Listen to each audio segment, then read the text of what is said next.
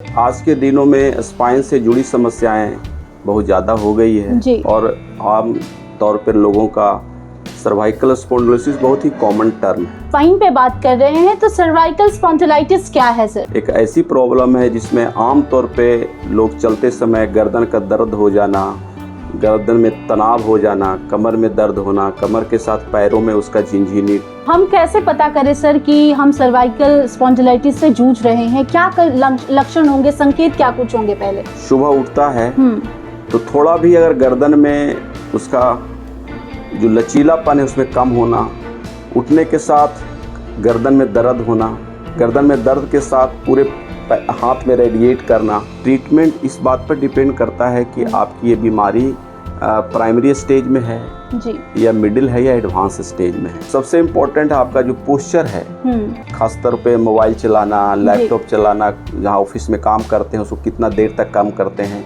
उस पर डिपेंड करता है कि आप उसको कैसे आप काम कर रहे हैं। कि यूथ और जो टीनेजर्स है उनमें बड़ा दिक्कत देखने को मिल रहा है सर्वाइकल स्पॉन्डिलाइटिस का। इसकी मुख्य वजह आपको क्या लगता है कि क्या है? तनाव बहुत चीज़ का हो सकता है, अपने कैरियर का, अपने पढ़ने का, कैसे लाइफ बनेगा, तो इस सब कारणों से कहीं उसका स्वास्थ्य पीछे छूट जा रहा है। एक्सरसाइज है, वेट रिडक्शन है और दवा का रोज सबसे कम है। अब दवा के लिए लेना कोई बहुत ज़्यादा ज़रूरी नहीं है, लेकिन जो हम लोग एडवाइस करते हैं उसको फॉलो करें कि जब भी कोई सर्जन या कोई भी आपके कंसल्टेंट स्पाइन सर्जरी के बारे में बोलते हैं तो एक बार और सलाह ले लें किन्हीं और से, जिससे कि क्रॉस चेक हो जाए। और अगर सर्जरी इंडिकेशन है तो बिल्कुल ना घबराएं। सर्जरी आज के डेट में बहुत ही सुरक्षित है।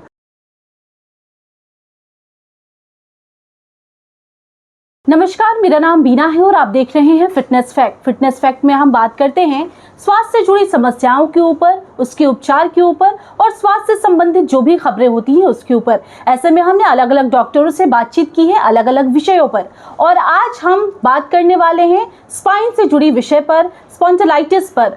बातचीत करने के लिए हमारे साथ मौजूद है डॉक्टर महेश प्रसाद जी, जो कि स्पाइन सर्जन है। सबसे पहले तो सर स्वागत है आपका हमारे चैनल पे।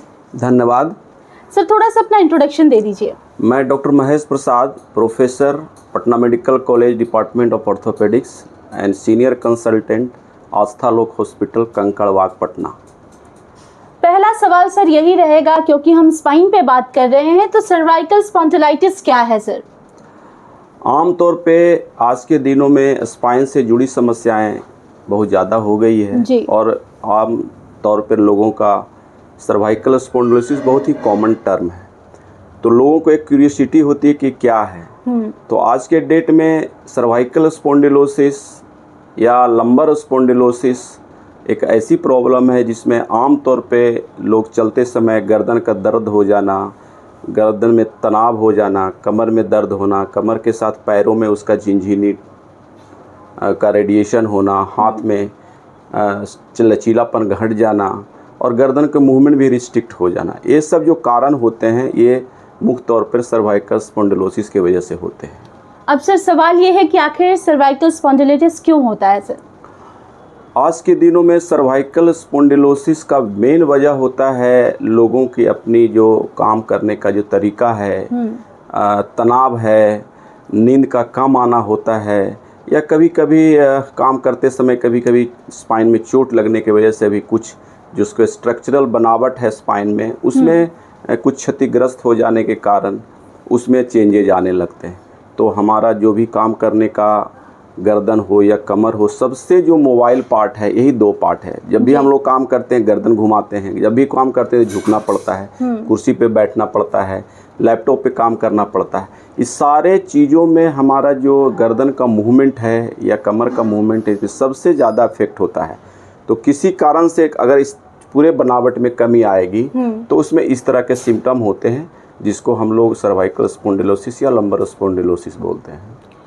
हम कैसे पता करें सर कि हम सर्वाइकल स्पॉन्डिलाइटिस से जूझ रहे हैं? क्या लक्षण होंगे, संकेत क्या कुछ होंगे? पहले मुख्य तौर पे जब आदमी सुबह उठता है तो थोड़ा भी अगर गर्दन में उसका जो लचीलापन है उसमें कम होना, उठने के साथ गर्दन में दर्द होना, गर्दन में दर्द के साथ पूरे हाथ में रेडिएट करना, या उसके साथ कुछ भी चलते हैं उठते हैं तो उसमें गर्दन का मूवमेंट रिस्ट्रिक्ट हो जाना, तो आप समझें कि आपको गर्दन में कोई प्रॉब्लम है और कहीं ना कहीं जो दोनों साइड का जो मसल होता है उसमें आपको तनाव हो जा रहा है जी। तो आप समझ लें कि आपको सर्वाइकल स्पॉन्डिलोसिस है। कारण जो भी हो उसको रूल्ड आउट करना होगा और रूल्ड आउट करने के लिए कोई एक्सपर्ट के पास जाके उससे आपका बात करनी होगी कि हमें क्या है।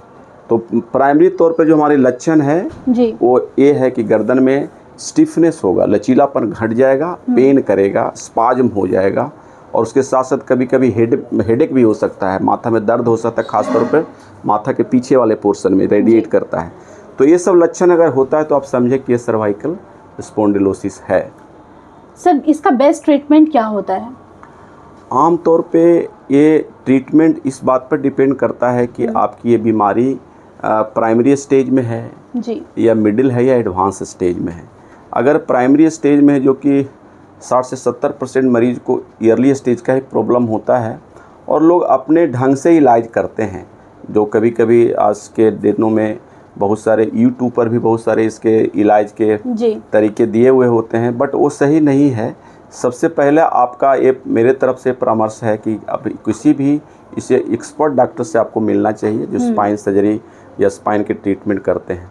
तो प्राइमरी स्टेज में किसी भी सर्जरी की ज़रूरत नहीं होती है। आपको 60 to 70% केसेस में आपको फिजियोथेरेपी, कुछ पेन किलर देना है और सबसे इम्पोर्टेंट आपका जो पोस्चर है, खासतौर पे मोबाइल चलाना, लैपटॉप चलाना, जहाँ ऑफिस में काम करते हैं उसको कितना देर तक काम करते हैं उस पर डिपेंड करता है कि आप उसको कैसे आप काम कर रहे हैं। क्या सर सर्वाइकल स्पॉन्डिलाइटिस जो है वो जेनेटिक है? आमतौर पे नहीं। जेनेटिकली कुछ कारणों से अगर कोई पेशेंट का कंजेनाइटल जो जन्म से उसका गर्दन की बनावट पूरा डेवलप नहीं है या टेढ़ापन है जी। या किसी कारण से उसके वंशानुगत इस तरह की बीमारियां आ रही है, उसमें हम लोग देखते हैं कि आता है। पर आमतौर पर ये नहीं है, जेनेटिक नहीं है। और लेकिन कुछ प्रेडिक्शन होते हैं जिसमें लोगों को लगता है कि ओबीज हैं, ओवरवेट हैं, काम करने का तरीका का कैसा है, उसमें कुछ परसेंटेज बढ़ जाता है, लेकिन आमतौर पर ये जेनेटिक हम लोग नहीं बोलते इसको। सर यूथ जो है आजकल देखा जाता है कि यूथ और जो टीनेजर्स है उनमें बड़ा दिक्कत देखने को मिल रहा है सर्वाइकल स्पॉन्डिलाइटिस का। इसकी मुख्य वजह आपको क्या लगता है कि क्या है? आज के सबसे मुख्य वजह जो यंगस्टर है उसकी जो लाइफ स्टाइल है वो चेंज हो गया जी। हर कोई अपनी अपनी एक कैरियर बनाने की होड़ लगी हुई है, जिसमें ना तो वो अच्छा से अपने आप को रेस्ट दे पाता है, न तो अपने लिए कोई फिजियोथेरेपी करा पाता है और साथ साथ पे खाना भी नहीं खा पा रहा है कैरियर के एक करके लेकर के, और उसके चलते वाइड पोस्चर में रहता है और प्रॉपर जो एक्सरसाइज होना चाहिए वो नहीं कर पाता है, खाने में कोई पौष्टिक आहार जितना उसको लेना चाहिए वो नहीं ले पा रहा है। तो सबसे मेरे मानना है कि आज के जो यंगस्टर हैं वो बहुत तनाव में रहते हैं। तनाव बहुत चीज़ का हो सकता है, अपने कैरियर का, अपने पढ़ने का, कैसे लाइफ बनेगा, तो इस सब कारणों से कहीं उसका स्वास्थ्य पीछे छूट जा रहा है। तो इसके कारण लोगों में ज़्यादा तनाव, खाने पीने में दिक्कत, एक्सरसाइज का दिक्कत होना, ये सब कारण मेन वजह है आज के दिनों में, जिसमें यंगस्टर में ख़ास तौर पे ज़्यादा देखा जा रहा है। क्या सर हम सर्वाइकल स्पॉन्डिलाइटिस के साथ लंबे समय तक काम कर सकते हैं? हम लोग बिल्कुल काम कर सकते हैं लंबे समय तक। सर्वाइकल स्पॉन्डिलाइटिस अगर ईयरली स्टेज में है जी। और एक अच्छे स्पाइन सर्जन से अगर आप सलाह लेते हैं तो उसके एक प्रोटोकॉल है जिसमें मेजर आपके खाना है, एक्सरसाइज है, वेट रिडक्शन है और दवा का रोज सबसे कम है। आप दवा के लिए लेना कोई बहुत ज़्यादा ज़रूरी नहीं है, लेकिन जो हम लोग एडवाइस करते हैं उसको आप फॉलो करें। 3 सप्ताह में आपको पता चलेगा कि मेरा दर्द समाप्त हो गया। इसलिए मेरे तरफ से इस माध्यम से मैं लोगों को बताना चाहता हूं कि सर्वाइकल स्पॉन्डिलोसिस उतनी सीरियस बीमारी नहीं है। अगर अपने दिनचर्या में कुछ चीज़ को आप शामिल कर लें, जैसे अपना रेगुलर वे में खाना का तरीका है वो खाएं, खाने में पौष्टिक आहार लें, खासकर उसमें विटामिन्स, कैल्शियम, विटामिन डी का मात्रा प्रचुर होना चाहिए, प्रोटीन का मात्रा प्रचुर होना चाहिए, और सप्ताह में कम से कम 5 दिन आप रेगुलर एक्सरसाइज करें, जिससे आपका बिल्डअप, आपका जो फिजिकल एक्टिविटी के कारण से आपको एक बैलेंस मिलेगा, तो आपकी कैरियर में भी, पढ़ने में भी हेल्प होगा और दर्द भी समाप्त होगा। तो आज के यंगस्टर में सबसे ज़्यादा जो प्रॉब्लम है वो सबके हाथ में मोबाइल होता है और जैसे ही बेड से उठता है तो सबसे पहले अपना मोबाइल चेक करता है कि मेरा मोबाइल में क्या था नहीं था, और तभी उठ करके वो ब्रश करता है या फ्रेश होता है। तो अपने एक दिनचर्या में मोबाइल को हटाने के लिए मैं नहीं कह रहा, लेकिन एक प्रोडक्टिविटी जो होती है मोबाइल के साथ कैसे रहा जाए उसको एक सामंजस्य बनाना होगा। और कुछ भी करने से पहले अपने लिए, स्वास्थ्य के लिए आप उसके लिए समय निकालें, और एक उचित जो स्पाइन सर्जन से रिलेटेड जो भी कंसल्टेंट हैं, जो भी आपके पसंद के होंगे, उनसे परामर्श लें और उनकी सलाह को मानते हुए अपने आप को सुदृढ़ करें और अपने करियर को आगे बढ़ाएं। सर आखिरी सवाल, जाते जाते कोई टिप्स सर हमारे दर्शकों के लिए? मैं जाते जाते दर्शकों को यही टिप देना चाहता हूँ कि सर्वाइकल या एज ए होल स्पाइन से रिलेटेड कोई भी प्रॉब्लम हो तो घबराएं नहीं। ये बहुत ही सिंपल तरीके हैं जिसमें आप किसी भी स्पाइन सर्जन से परामर्श लेकर के इसका उचित इलाज करा सकते हैं, जिसमें सर्जरी का तो बिल्कुल बहुत ज़्यादा रोल अर्ली स्टेज में नहीं है। लेकिन अगर सर्जरी का इंडिकेशन आता है तो इस स्पाइन सर्जरी में कोई भी घबराने की बात नहीं है। आज के एडवांस जो आज का लेटेस्ट जो टेक्निक है, इक्विपमेंट है, उसमें इतनी आसान सर्जरी हो गई है कि आपके रिजल्ट जो है बहुत ही अच्छे हैं। लेकिन लोगों का एक मिथ है, एक धारणा है कि रीढ़ का ऑपरेशन कराने से पूरा का पूरा पैर हाथ सुन्न हो जाता है, इसलिए लोग डरे हुए रहते हैं। और मैं अपने तरफ से आप लोग को ये सजेस्ट करता हूँ कि जब भी कोई सर्जन या कोई भी आपके कंसल्टेंट स्पाइन सर्जरी के बारे में बोलते हैं तो एक बार और सलाह ले लें किन्हीं और से, जिससे कि क्रॉस चेक हो जाए। और अगर सर्जरी इंडिकेशन है तो बिल्कुल ना घबराएं। सर्जरी आज के डेट में बहुत ही सुरक्षित है, बहुत ही कारगर है और बहुत ही अच्छा रिजल्ट देता है। इसलिए मिथ में ना जाएं। अगर सर्जरी का इंडिकेशन है तो ज़रूर कराएं और अपने स्वास्थ्य को सबसे प्रायोरिटी दें। वो आपका सबसे अमूल्य धन है, इसके बिना आपको कुछ भी चीज़ में मन नहीं लगेगा। तो मेरा आपसे यही अनुरोध है कि अपने स्वास्थ्य पर सबसे ज़्यादा ध्यान दें और तभी आपका करियर सुदृढ़ हो सकता है। बहुत बहुत धन्यवाद सर अपना कीमती टाइम हमें देने के लिए। धन्यवाद धन्यवाद। तो देखिए आज हम बात कर रहे थे सर्वाइकल स्पॉन्डिलाइटिस पर। अगली बार हम फिर मिलेंगे किसी नए विषय पर, नए डॉक्टर के साथ। तब तक देखते रहिए हमारा चैनल द फिटनेस फैक्ट। अगर अभी तक आपने हमारे चैनल को सब्सक्राइब, लाइक और शेयर नहीं किया है तो इसे ज़रूर कर लें। धन्यवाद।